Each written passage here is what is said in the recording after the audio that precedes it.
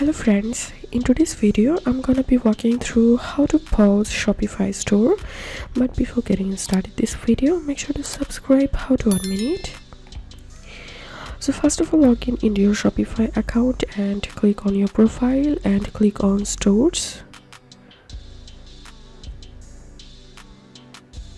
And from here you have to select that store you want to pause.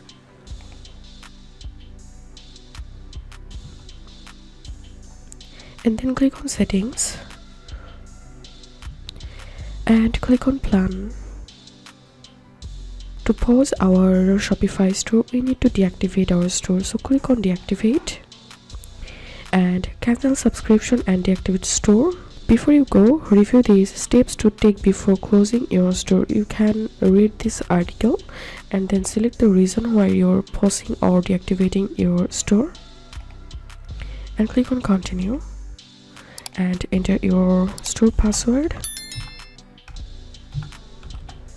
Deactivate now, and here you can see my store is paused or deactivated. If you have any questions, feel free to post in description. If you think to see more WordPress videos, please check the links in descriptions. If this video helped you, give a thumbs up and please consider subscribe. How to 1 minute. Thank you for watching.